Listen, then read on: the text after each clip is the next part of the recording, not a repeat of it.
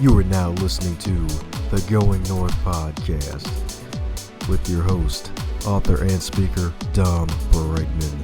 And every Monday and Thursday, you're going to hear the voice of a different author share their stories, expertise, and their struggles that they had to overcome in life to leave you inspired to get more out of your life. Be sure to not only listen to this episode, but share with others, connect with the authors, and always advance others to advance yourself. Now let's get on with the show.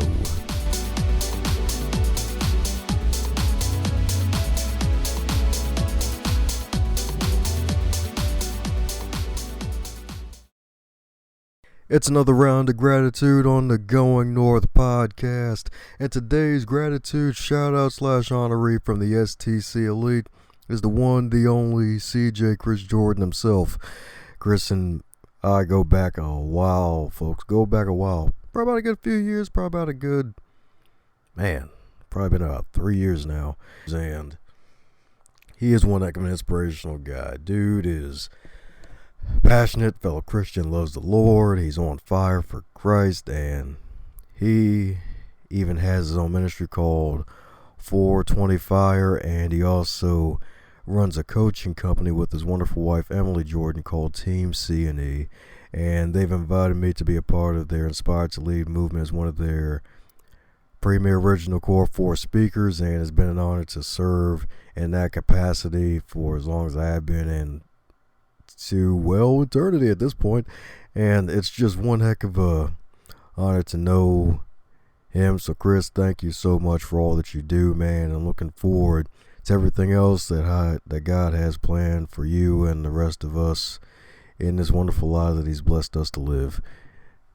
Keep reaching for the stars, because the universe is huge and there's a lot of blessings in it, and it's time for us to grab as many of them that we can as possible.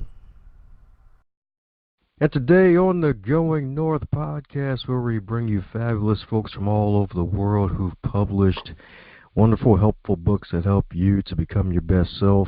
Today is no different, because this wonderful author right here is a multi-time author who is beloved by many, and she's helped many folks go from survival to thrival.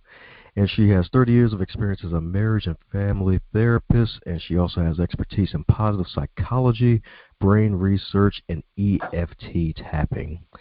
This gives her clients an edge in making lasting, profound changes in their lives, and quickly they shift their stressful thinking to achieve calm, clarity, and creativity. 3 C's, baby, 3 C's. That is amazing. And that means that the quality of their lives and work gets better often in a moment. And you're probably wondering who this wonderful author is today. It is the one, the only PG herself, Miss Phyllis Ginsberg. How are you today, ma'am? I'm doing great. Thanks for having me. Oh, it's a pleasure to have you on the Going North podcast. It's great to bring wonderful folks who believe in positive psychology and doing interesting things in the lives of others. That is the most rewarding thing, making a difference in the lives of others. I can't think of anything else I'd rather be doing at this stage of my life. That's right. 30 years and counting, too. It's a wonderful thing. Yeah. It's been an interesting journey. Yes, indeed, and that's an interesting journey indeed. So for the folks who have been living under 2 rocks, mind filling in some gaps of who is the wonderful Phyllis Ginsberg? Mm-hmm. All right, how much time do we have? 3 hours. All right. I think the most significant pieces for your listeners to know, for anybody to know of who I am, is a result of my upbringing and situation in 2005. So I'm going to touch on both of those because there's significant highlights that created me to become an author and do the work I do.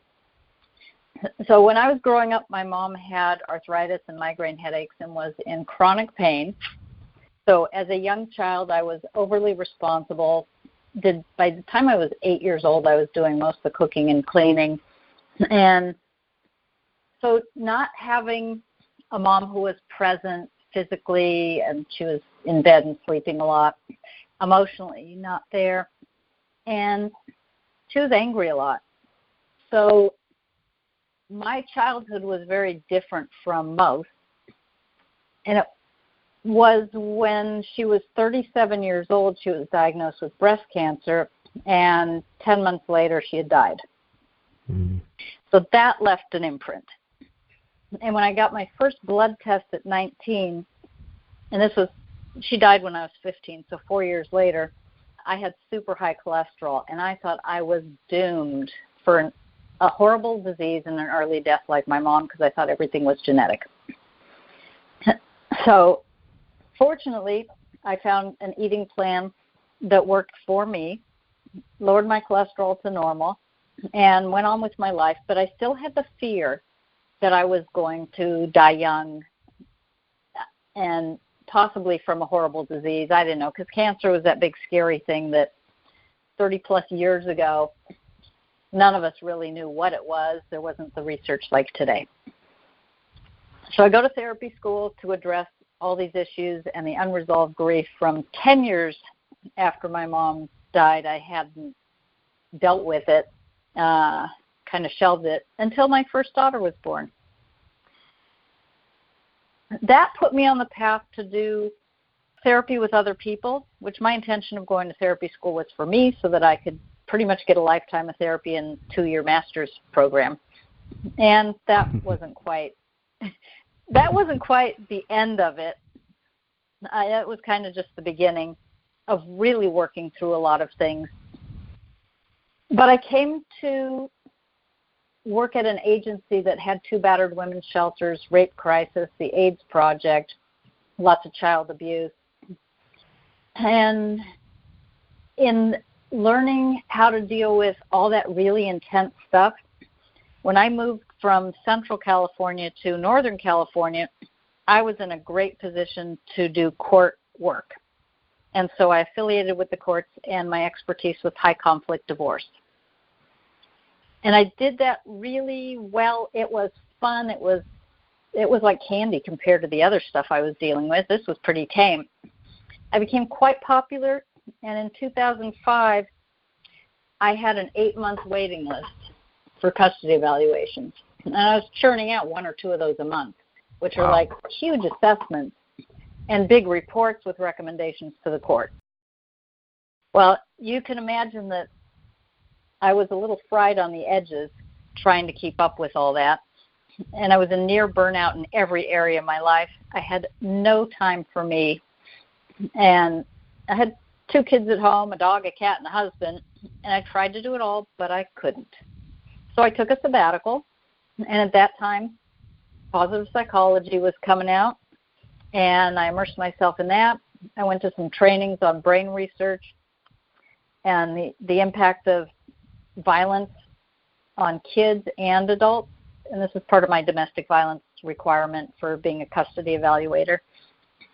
And a light bulb went on for me, and like, wow, there's something here that we can rewire the brain. There's all this great research.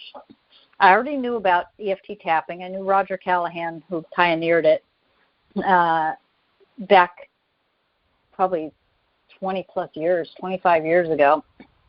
And I put all these pieces together, and I gave myself a brain makeover, which is the title of my first book. I really rewired my brain based on positive psychology, EFT tapping, and all the knowledge and wisdom that I have accumulated over the years working with clients who have been in survival mode. And as a result, I have now 2 books, Brain Makeover and Tired and Hungry No More. And they are like my life work, and my life experience is in those. Awesome indeed. Not just 1, but 2 wonderful books out there. And I'm glad you're able to overcome all that and actually in a way, journal some of it and actually put it out there so someone else can be inspired through your story and information, no less. Yeah.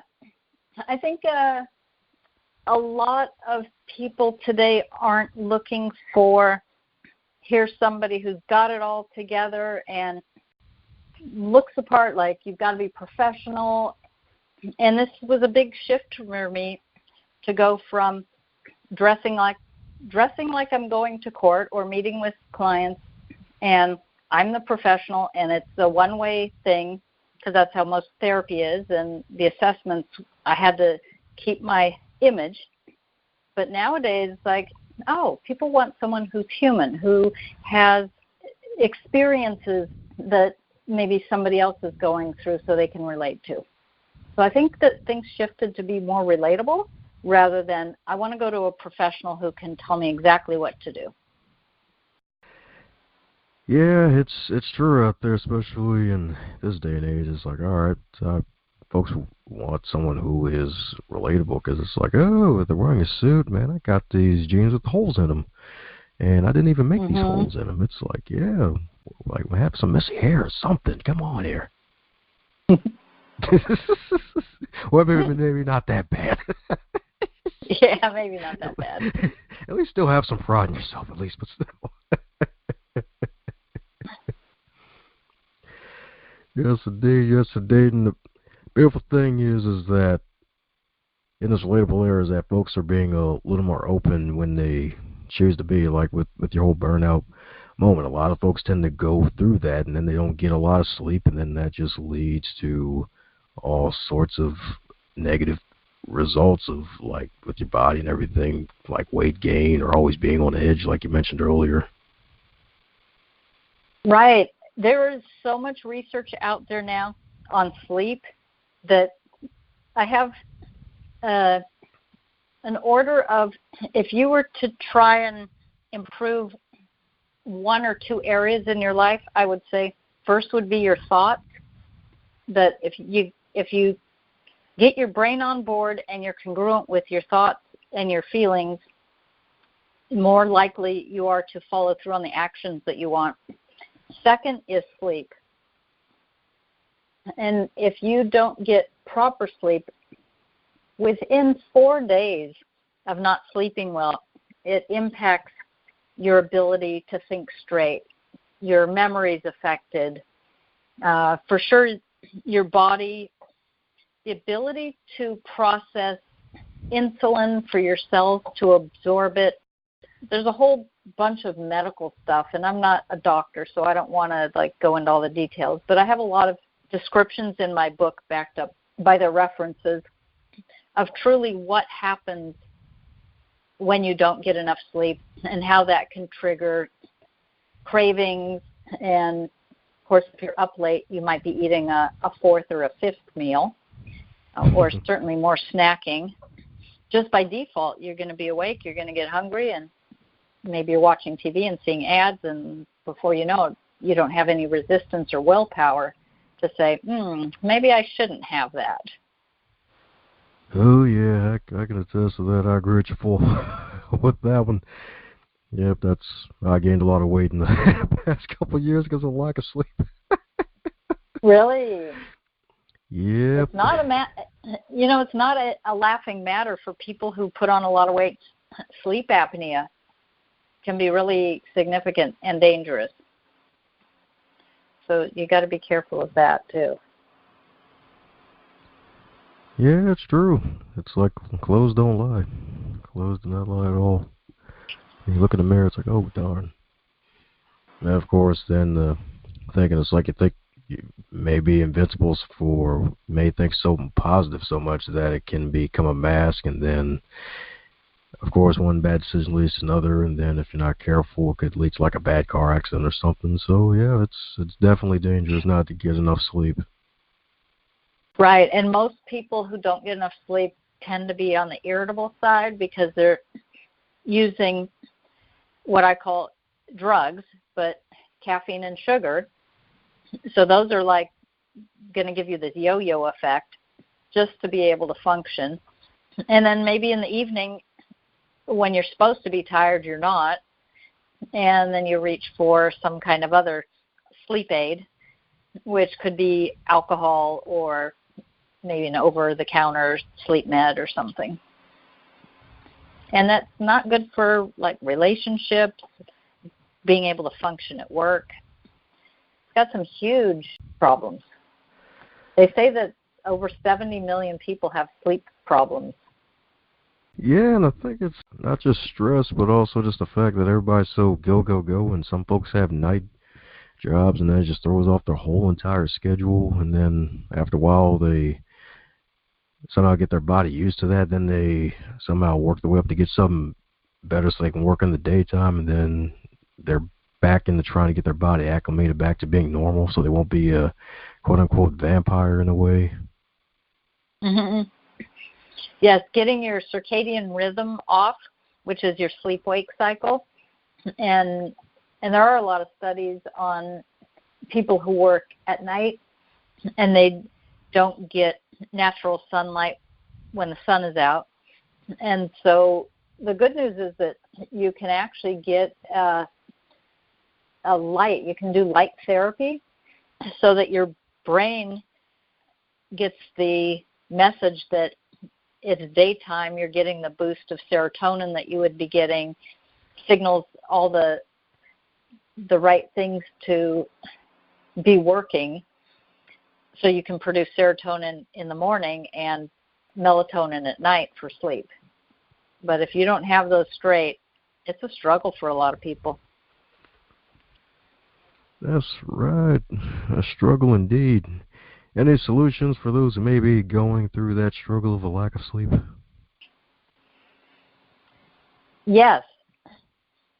If you have the ability to structure your time, your schedule, so that you can either go to sleep earlier. Some people tend to be their own worst enemy, and they stay up too late watching a device or a TV with some kind of entertainment, be it a movie, YouTube videos, playing games. All of that blue light affects your ability to create melatonin at night. So if you put the devices away and you turn the TV off, 30 minutes, an hour, hour and a half, 2 hours before bed, that makes a huge difference. If you have trouble getting up in the morning, doing light therapy, that could help. It's like people who have seasonal affect disorder in the winter because it's so dreary. They use those things. And those are becoming more mainstream, like you can order one on Amazon and get it shipped to you. If you have trouble falling asleep or staying asleep because you have too many thoughts running around in your head, you can write down ahead of time.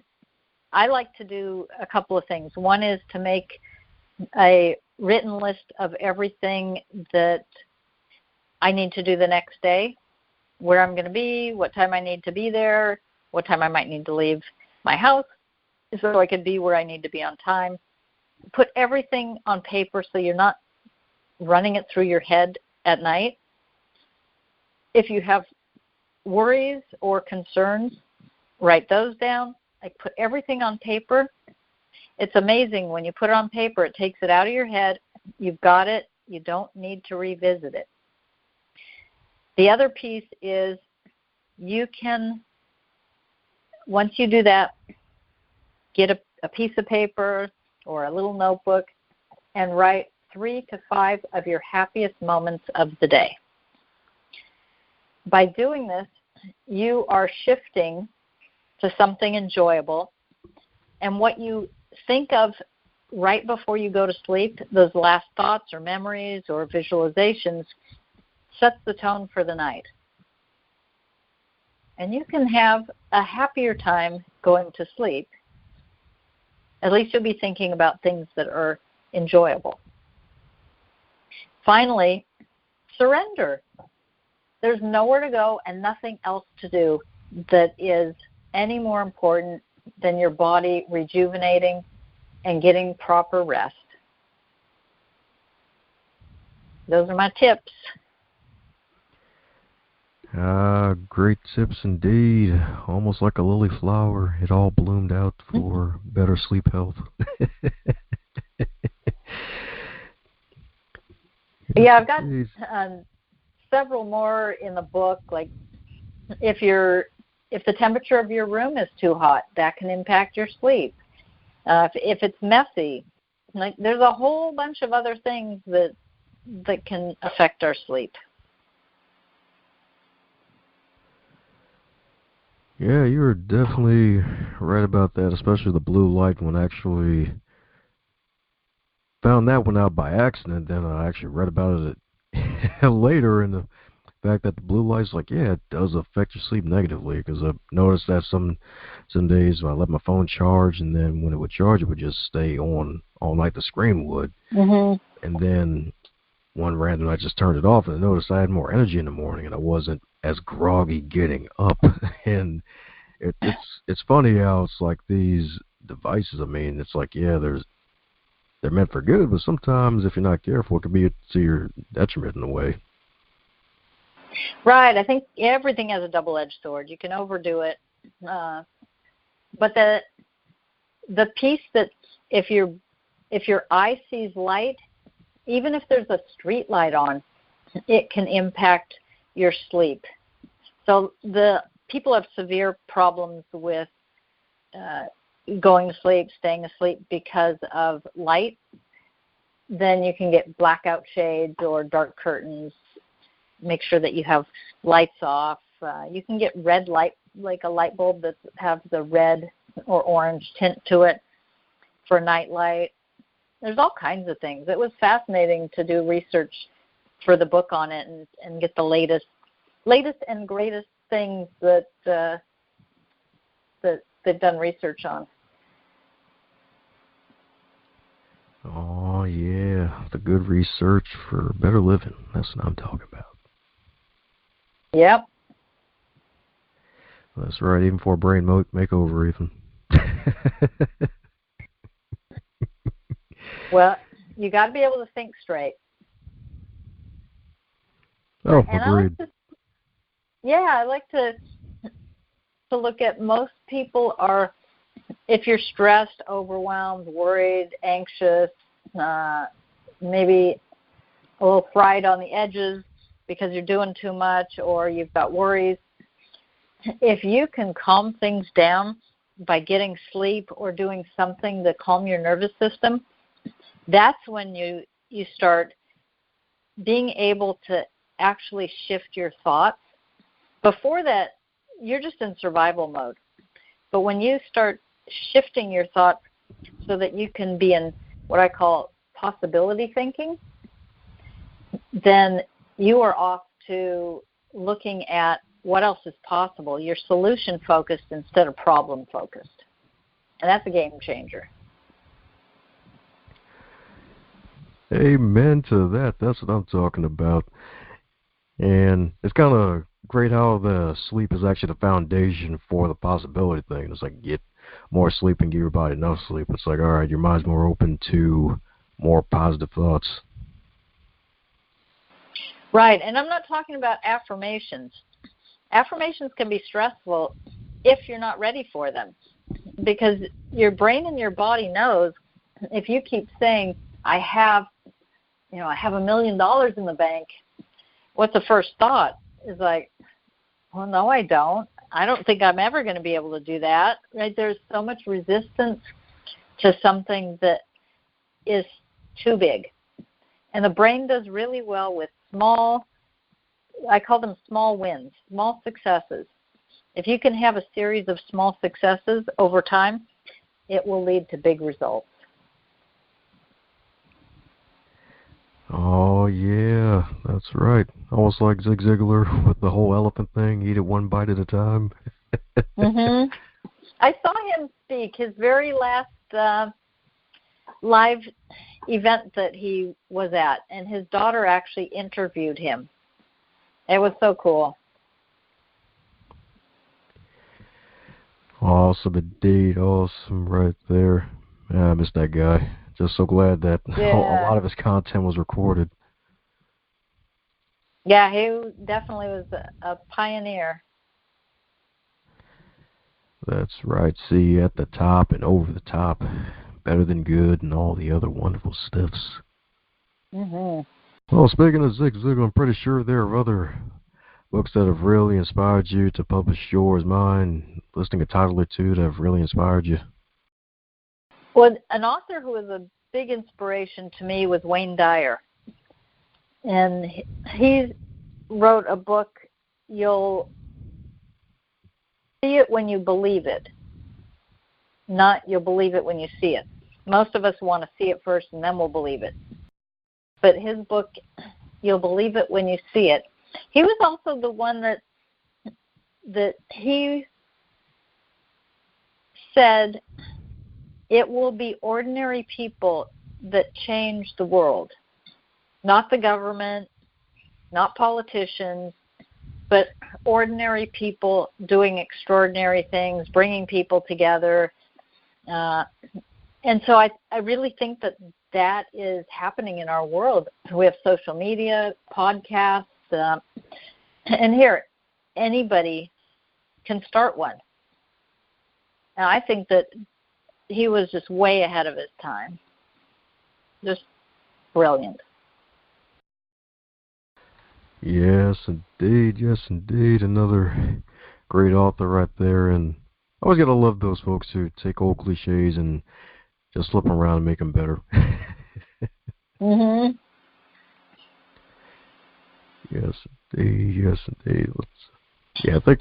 Yeah, I did not set out to become a writer, but once I figured out what I was doing for myself and then taking it into my work with clients, I realized I am onto something that works so much faster than traditional therapy. And these are action steps that anybody can do on their own. They're doable. I'm a very practical person, and I love getting results. I am not somebody who will say, oh, well, I'll just listen to this person talk for the next 6 months about their problems and hopefully they'll get better. I'm not your typical therapist, never have been. And it's like, okay, if you want some progress, then you've come to the right place. If you want to just mull around in your story, I'm not your therapist. And it's been really great to have my books to say, here's my wisdom from 30 years of experience and then living a healthy lifestyle, because it scared the living daylights out of me to have a mom who died so young and suffered so much. I just felt compelled to, and actually my intuition and guidance says, okay, time to get out there and share what you have to share.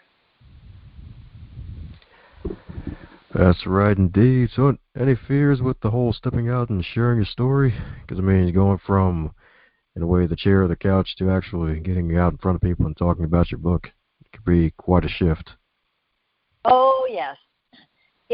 I had Brain Makeover ready a year before I was ready.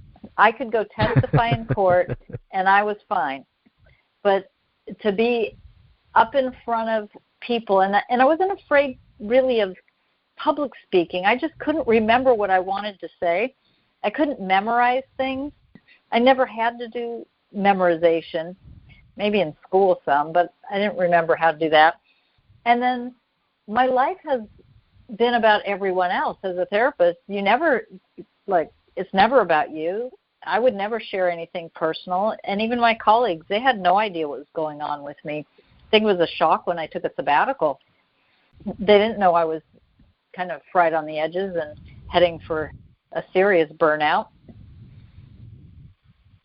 So it was a major transformation for me to learn how to speak, putting my talks together, creating a visual so that I can teach from it. That was the defining point when I had made a chart called the Biology of Thoughts, and I could show people two paths, the path of survival thinking and the path of possibility thinking. and then how that affects your thoughts, how you feel, what happens in your body, and your actions. And once I did that, then I was good to go. But yeah, it's a huge thing to put yourself out there in the public and then talk. I'd never talked publicly about my childhood and my life and my mom dying young and how that impacted me. So that's all new with this new book, Tired and Hungry No More. Yeah, and I'm guessing with this one, it's like, all right, time to hit the ground running. Folks need this. Mm-hmm. Right. We've got such a huge epidemic of obesity and diabetes and cancer. And the Center for Disease Control, which is a pretty conservative organization, they say that 85% of all illnesses have an emotional component. So that's huge. And then we've got, I believe it's 70-plus million people suffer from anxiety disorders, which are thought disorders. So if you get your thoughts in order, if you can work with them in a way that's productive, shift some things, learn some new perspectives, to me, it's a game changer, and you really can turn things around in a short amount of time. Yep, that's true indeed, and you're right. It's especially with folks out there nowadays where folks are worried about, like, whether they're going to keep their job or they may lose a loved one, and then they just eat like 3 times the amount of food they usually eat out of grief and among other things. And yeah, it's really good to have that information out there and hopefully get enough folks get it in front of their faces and their ears and their eyes enough so that way they'll be able to actually go internally and think about it. I mean, that's kind of what you had to do with the whole awareness thing, because you noticed that you were right on the edges before a lot of other people knew, which was a great sign of awareness on your part. Right. And I think it took me a long time to figure that out because I was in like action mode, just get the job done, kind of like working like a machine without feeling anything. And I would venture to guess that a lot of people do what they have to do. They put their head down to the grindstone, get through another day, earn that paycheck, be able to pay rent, car payment, whatever it might be, and do it again the next day and the next day, and not check in to see, oh my gosh, I'm really feeling frazzled, or I just can't relax. I'm stressed. I'm eating too much or eating the wrong things. I haven't worked out. A lot of people put their emotions on hold because they don't want to deal with them, because they feel like they don't have the capacity and they can't afford to fall apart. Oh, yes, indeed. Yes, indeed about that. And I guess that's where things just get more dangerous. Like you put your emotions on hold and then you try to become a machine, and then it just works to your detriment because you'll just end up exploding down the road somewhere, and it'll probably be emotionally in a way you really wouldn't see yourself doing. Right. Internalizing all that or keeping it in, the body stores those emotions. And that's why the work that I do with clients and in my workshops actually frees those stored emotions and brings relief so that people can find a sense of calm and clarity, and then they're ready for problem solving and possibilities. But until you can get to a place where you've got some kind of settling down the chaos and the stress and anxiety and worry and fear, it's really hard to imagine life being any different than it is. And that's sad. It doesn't have to be that way. Yeah, that's true, because it's like, yeah, there's a lot of stuff out there can help you go down the rabbit hole of depression, but it can also stuff that can help you go down the rabbit hole of eventually finding a balance. Right, and actually building resiliency. Positive psychology talks a lot about resiliency and developing new coping skills so that you're not relying on the things that don't work anymore. Because that's a huge piece that a lot of people, as kids, we develop these great coping skills, then we get into the adult world and they don't work so well, but then we don't know, we may not even know that's the problem. And even if we do know that's the problem, we don't know how to substitute that with something better, because if you haven't learned some new skills, you only know what you know, and you don't know what you don't know. That's why I like to offer a lot of different things that people can do so that they can find the right ones for themselves. That's right, give them the buffet. In a way. That's right, the good buffet, not the paralysis by analysis, all you can eat, just enough to get you started. Right, because you might find, like with sleep, I've got 10 things in my book, or 15, or however many there are, and you read them and like, oh, that one I can do, and that one I can do, and the rest of them like, nah, I don't want to do those. But if I only offered you the ones that you don't want to do, then you're not going to do them. Oh yeah, that's right. Trying to make the horse drink the water. Yep. And if you're not ready for something, this is what I've learned about myself, especially with the speaking and getting invited to be on telesummits or webinars and even podcasts. When I first came out with Brain Makeover, and that was 4 years ago, I would sit in meditation and I'd ask myself, am I ready for this? And I usually got a no, which was great. It was great awareness, because now I had something that I could work with to ask myself, okay, why is it a no? What am I afraid of? What do I need to do differently? Or how can I look at this differently so that I can make it a yes? I'll do that frequently as I continue to get more exposure in front of larger audiences or putting together some new materials. So there's lots of reasons why we don't do what we want to do or we think we want to do, is because not just the fear, but there's a part of us that doesn't feel safe doing it because it may be just way too out of our comfort zone. It's not familiar. It's so foreign. And the next thing you know, you're backpedaling.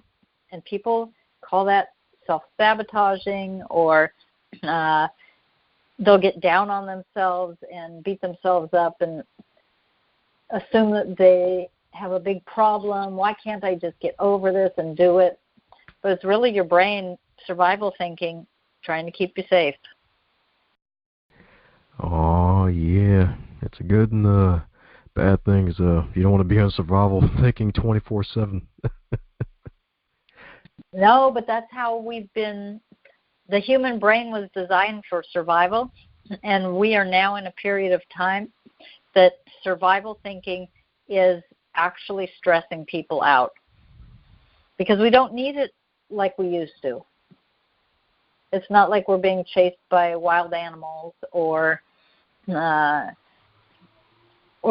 we've got some major things going on. I work with several people that have the fight or flight response triggered from the stress of opening an email or opening their email and seeing, they haven't even read it yet, but they see, oh my gosh, that's from my ex-husband, or my boss is sending me something, and they go into a panic. That's not a life or death situation, but the body produces all the chemicals to fight or flee.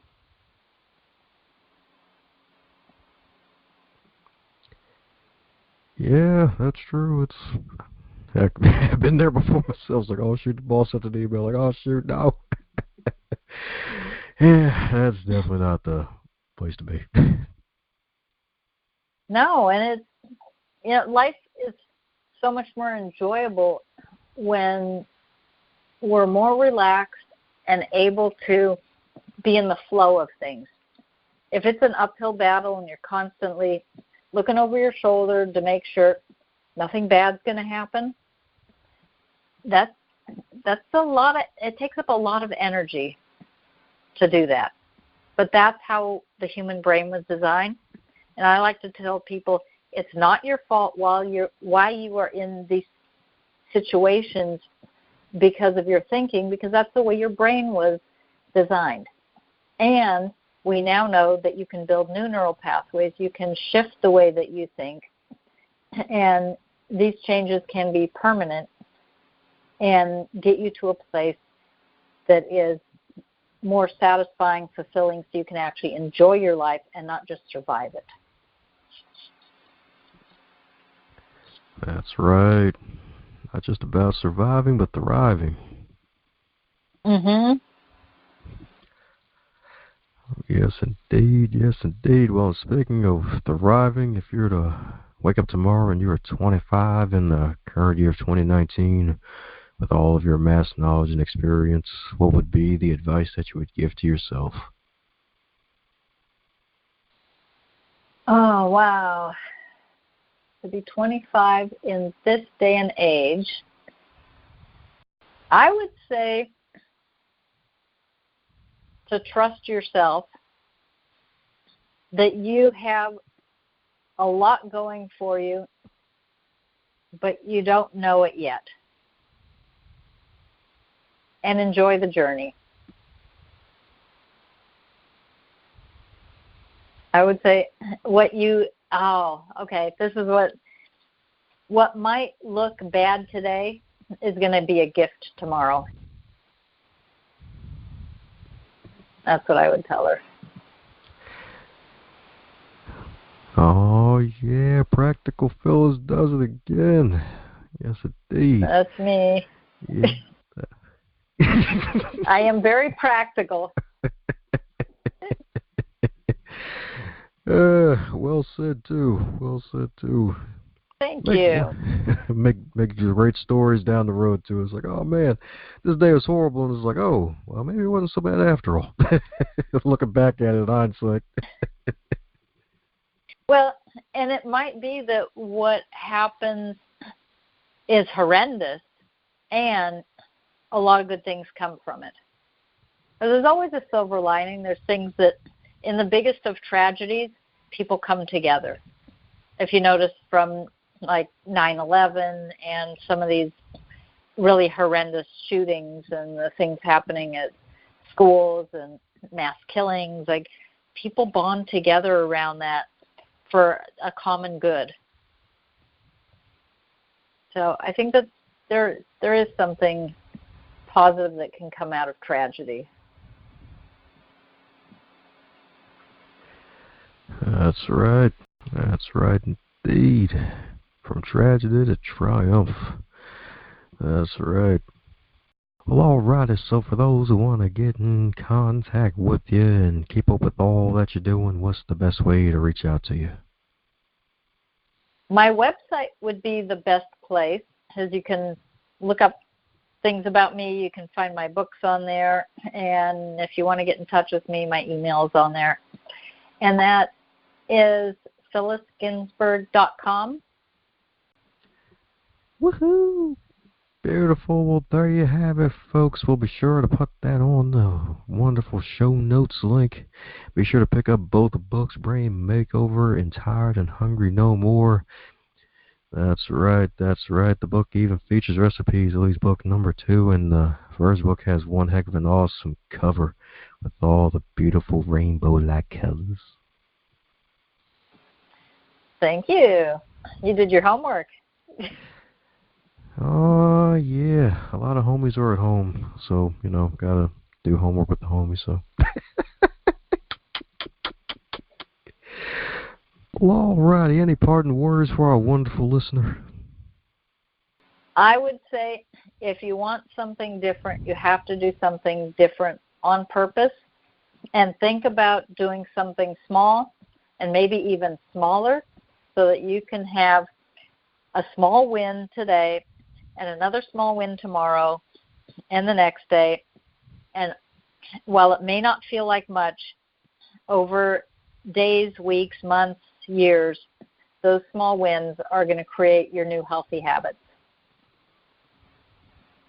How's it going, you super special, awesome human? Since you made it to the end of this episode, it looks like you really enjoyed yourself. Since you enjoyed this episode, be sure to share it with at least 3 people in your network and tell them what you really liked about this episode. Heck, even shoot myself or the guests an email and let them know what you liked most about this interview, so that way they can stay inspired to keep pushing out great work.